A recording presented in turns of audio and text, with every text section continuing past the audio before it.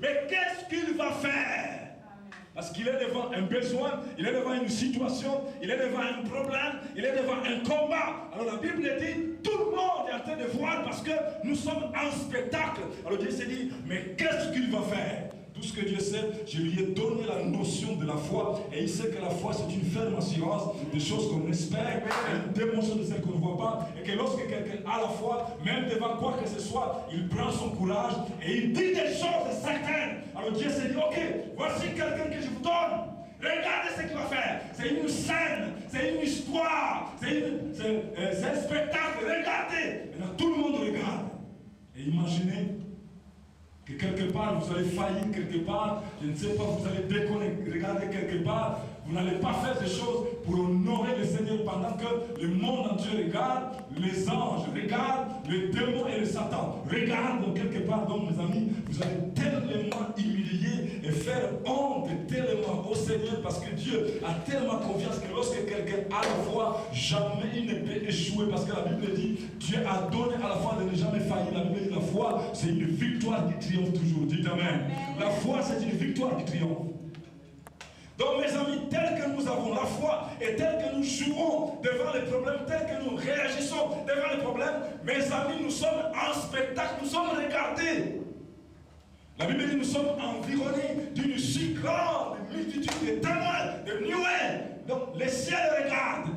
Comment vous réagissez? C'est nous qui apprenons aux autres comment se démontre la foi et comment on vit par la foi. C'est par notre vie, par notre exemple. Alors Dieu nous donne un exemple, que nous soyons les femmes de foi et les hommes de foi que les gens doivent regarder. Amen. Dites Amen. Dites Amen. Amen. Dites Amen. Amen. On ne peut donner que ce qu'on a. Et ça c'est vrai. Si vous craquez ici en Europe, vous n'allez donner que les craquages aux autres. Et c'est vrai.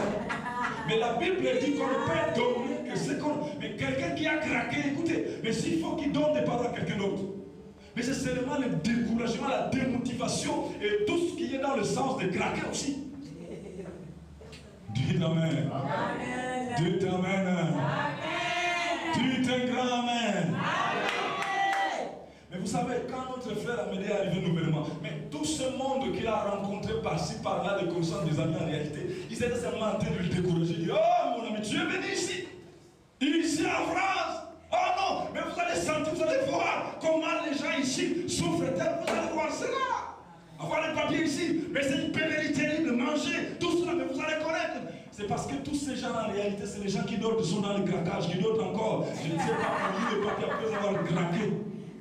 Mais il y a d'autres qui l'ont rencontré et qui l'ont encouragé pour dire non mon frère, ne vous en faites pas, la vie c'est comme ça. Et finalement Dieu te verra pour seulement que tu aies un courage, parce que la vie de la France c'est simplement un peu de courage, un peu de foi. Amen. On ne peut donner que ce qu'on a. Amen. Alors s'il y a quelque chose qui dans ta vie ne marche pas encore positivement, ne croyez pas que cela sera la même chose pour quelqu'un d'autre. Non, non, non. Chacun a sa vie, chacun a son programme, chacun a son rythme de vie avec le Seigneur. Amen. Dieu, tout ce qu'il demande plutôt, c'est de la foi. Si vous croyez et que les autres sont en train de vivre leur bénédiction, eh bien bénissez-les. Attendez votre jour, attendez votre départ. Ton temps viendra. La Bible dit que chacun attend de son jour de l'élévation, alors qu'aujourd'hui, nous vivons l'humiliation. La Bible dit que l'élévation ne peut venir que lorsque, premièrement, nous passons par l'humiliation, par la simplicité. La Bible dit, humiliez-vous sous la main puissante de Dieu, afin qu'il vous élève. La Bible dit, autant qu'on veut. Vous pensez que Dieu est capable de donner le mariage à tout le monde? Vous pensez que Dieu est incapable de donner l'argent et les papiers à tout le monde? Mais pourquoi apparemment d'autres ont des papiers, d'autres n'en ont pas encore, d'autres le mariage, d'autres n'en ont pas encore, d'autres le travail, d'autres n'en ont pas encore. Tout cela en réalité, le plan de Dieu est en train de jouer. Parce que sans cela, quelque part, vous ne comprenez pas que Dieu est grand. Amen. Dites Amen. Amen. Dites Amen. Amen. Dites Amen. Amen. Parce qu'ici en France, on sait que sans papier en réalité, et tu ne peux pas t'acheter une voiture, tu ne peux pas avoir une maison, tu ne peux pas avoir, je ne sais pas, du travail, tu ne peux pas avoir de l'argent. Et pourtant, il y a les gens qui vivent parfaitement impeccables, plus que ceux qui ont des papiers. Parce que quelque part, la grâce de Dieu est une grâce. La grâce de Dieu ne voit pas les papiers. La grâce de Dieu ne voit pas la nationalité. Mais la grâce de Dieu, c'est sa bonté, c'est sa fidélité. Tu t'amènes. Tu te ramènes. Vous n'avez jamais vu quelqu'un qui est né français, avec un sang français, avec les papiers français, et qui misère, plus que tout le monde, je ne sais pas. Alors que ceux qui sont étrangers, il n'y a pas de papiers, ils survivent mieux que celui-là. Ça pourquoi? Parce que Dieu, c'est un Dieu d'égalité, un Dieu de justice. Dieu ne fait pas d'acception de personne. Dites Amen. Si nous sommes en France, il faudra le sol français, spirituellement et bibliquement, par alliance.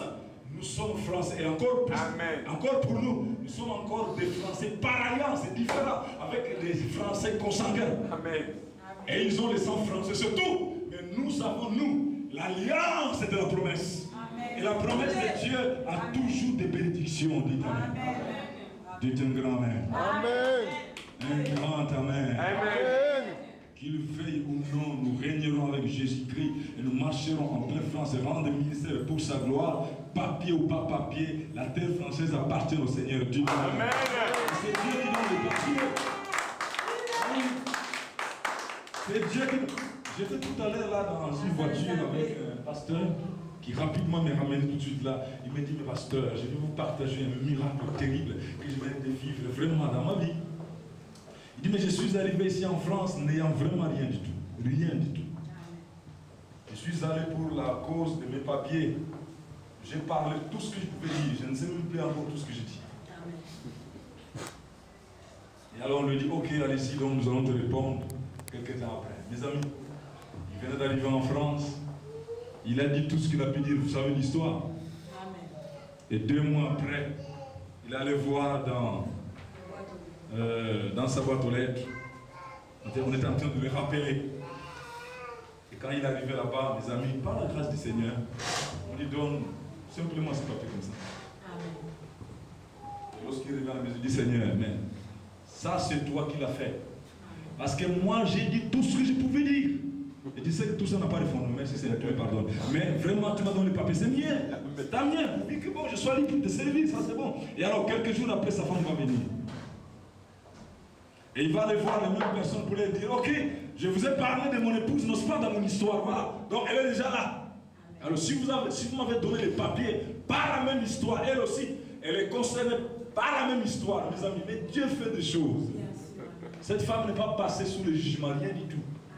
Là, ça m'a dit, ok, attendez, nous allons voir les dossiers. Elle venait d'arriver au mois, nous sommes quel mois maintenant? Nous sommes au mois d'août, elle venait d'arriver tout dernièrement. Alors, un jour comme ça, on l'appelle.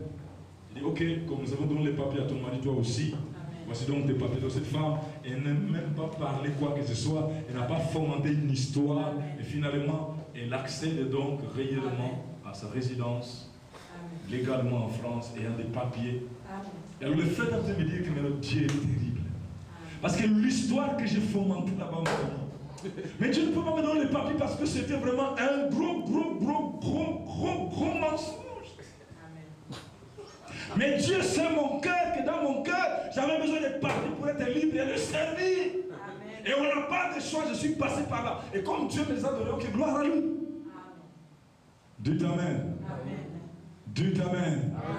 Et ce qui est drôle, il dit, lorsqu'il est arrivé devant cet homme, il a narré son histoire et la personne ne lui a posé pas tellement de questions compliquées. La seule question qu'on lui pose, mais pourquoi tu ne veux plus, pourquoi tu ne veux pas rentrer dans ton pays et y vivre? Il a calculé encore, qu'est-ce que je vais dire ici? Il a encore dit ce qu'il pouvait dire. Et il a convaincu les gars qu'effectivement, il ne pouvait pas rentrer dans cette situation. Sinon, sa vie serait vraiment en danger. Dites Amen. Qu'est-ce que je veux dire, mes amis? La grâce du Seigneur, en réalité, est pour quiconque. Mais seulement Dieu se révèle à chacun selon le plan qu'il a pour chacun. Mais encore, Dieu veut donner à chacun une expérience personnelle. Écoutez ce pasteur qui a eu ses papiers comme ça rapidement. Mais dans son cas, il est fier et il donne le témoignage que Dieu est avec lui, que Dieu réellement s'est manifesté. Tout comme aussi le jour où toi qui as tellement attendu pendant 1 année, 2 ans, 3 ans, 4 ans, 5 ans, comme le cas de Mandela qui a attendu, je ne sais pas, plus de 10 ans peut-être aussi. Et plus tard, elle a eu ses papiers, elle aussi. Et elle a un témoignage, dites Amen. Parce qu'elle va vous dire que j'ai souffert, j'ai trimé, j'ai fait ceci, cela, j'ai souffert avec des enfants, mais finalement, Dieu m'a donné des papiers. Et alors, et ceux qui ont reçu les papiers rapidement, et ceux qui ont reçu les papiers même plus tard, en réalité, n'osent pas tout cela, c'est des papiers. C'est le même témoignage, c'est le même papier, c'est le même avantage et rien n'a changé. Dites Amen. Amen. Dites un grand Amen. Dieu ne fait jamais des choses en retard. Donc si Dieu ne te donne pas maintenant ce que tu as besoin, cela veut dire qu'en réalité, selon Dieu, il n'est pas en train de voir que c'est un retard. Non, il va te le donner plus tard, ce sera trop tard. Non, non, non. Dieu, c'est un Dieu de l'air. C'est un Dieu du temps. Et tout ce que Dieu voudrait, la patience et la persévérance. Dites Amen. Amen. Ne craquez pas, s'il te plaît. Amen. Parce que si vous craquez avant le temps, vous ne saurez même pas, je ne sais pas, gérer la grande bénédiction que Dieu va vous accorder parce que vous êtes déjà en train de parler comme un fou. Amen. Ou alors vous pourrez prendre, je ne sais pas, d'autres décisions qui pourront entraver vraiment la grâce que Dieu voudrait préparer pour votre vie. Je connais une sœur en Afrique qui, celle-là, était tellement persévérante dans la foi, Alors elle était en train d'attendre un mariage, malheureusement, un mariage qui n'était pas en train de venir. Elle a dit, mais là, j'ai en train d'avancer finalement. Est-ce que je vais avoir des enfants? Oui ou non. Je voudrais, je serai mère de famille, oui ou non. Mais qu'est-ce qui se passe? Elle a attendu fatiguée.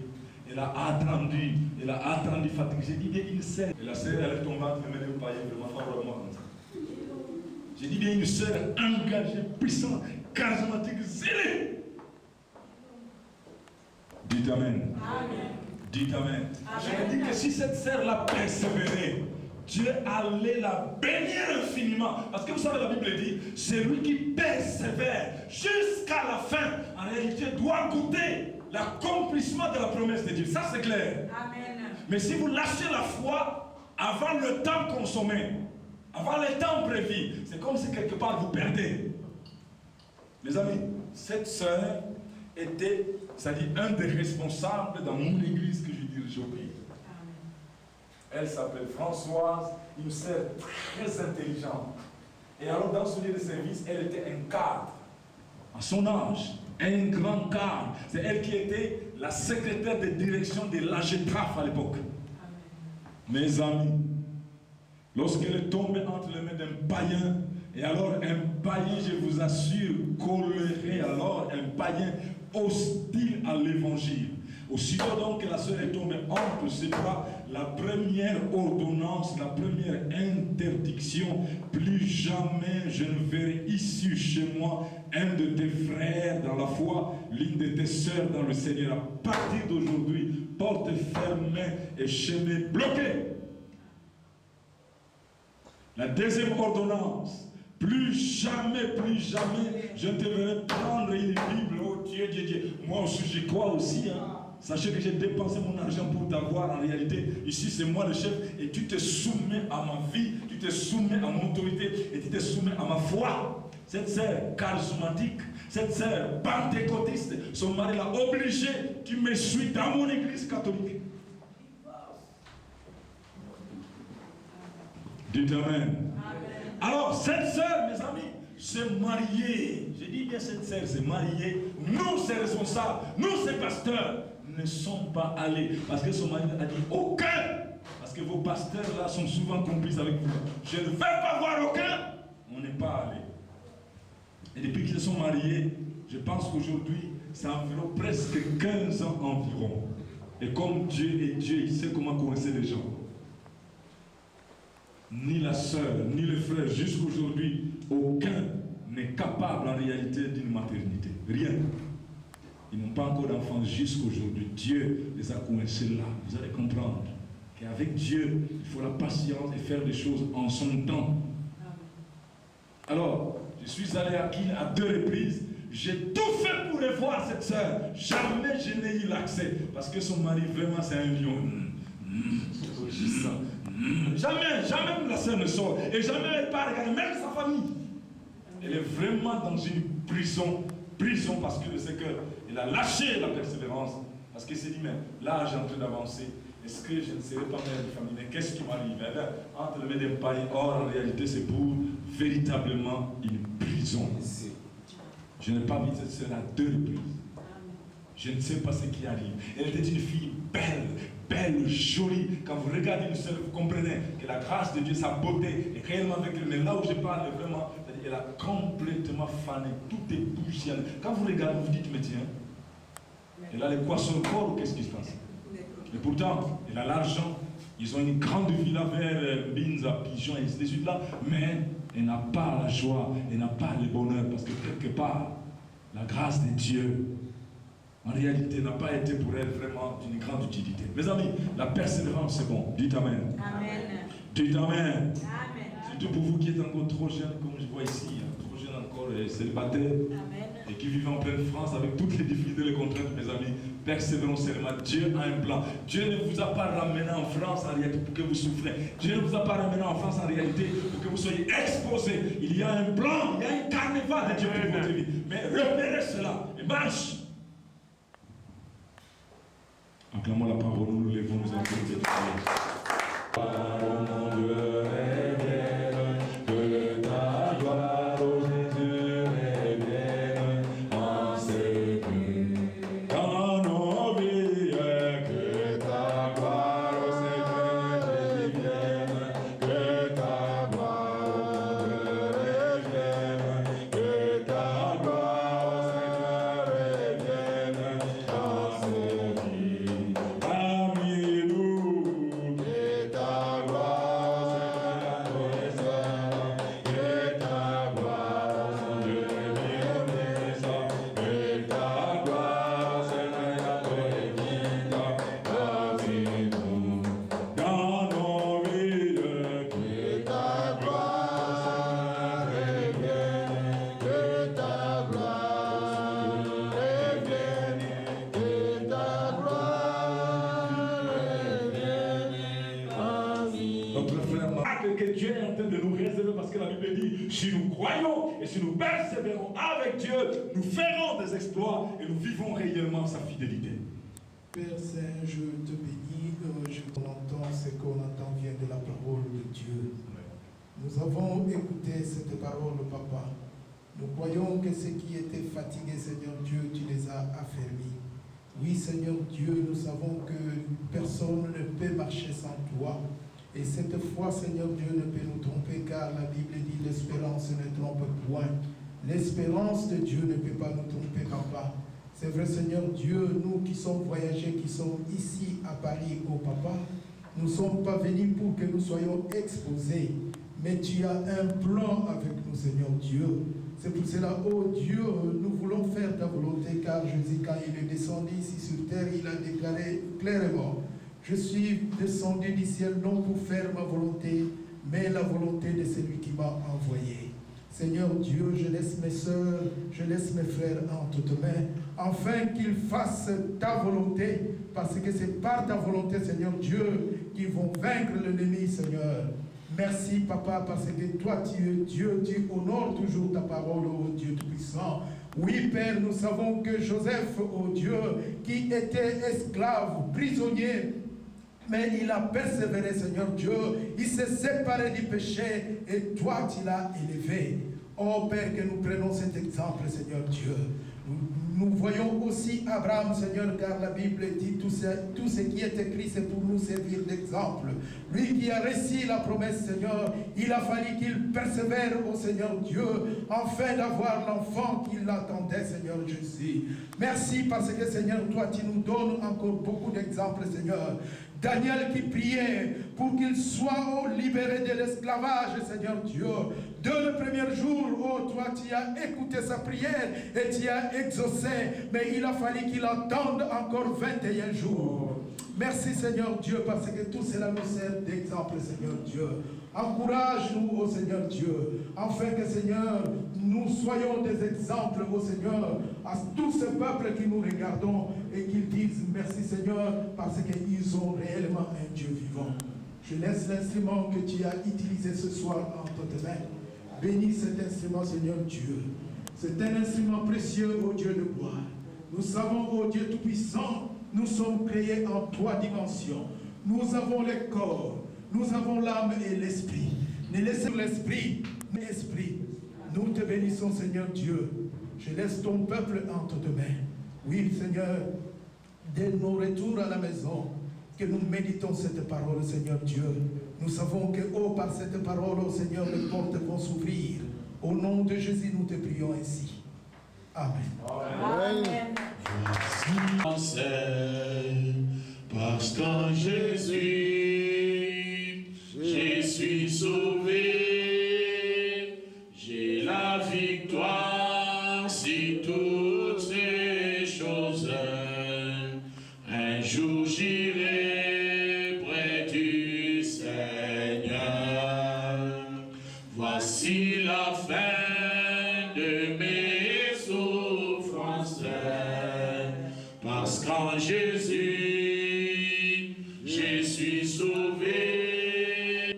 Passe à mon temps à la louange. Dira Jésus un grand merci. J'irai là-bas. J'irai là-bas parmi les anges. Près d'Emmanuel me consoler. Passe à mon temps dans la louange. Dira Jésus un grand merci. En toi je mets toute ma confiance. Jésus mon âme.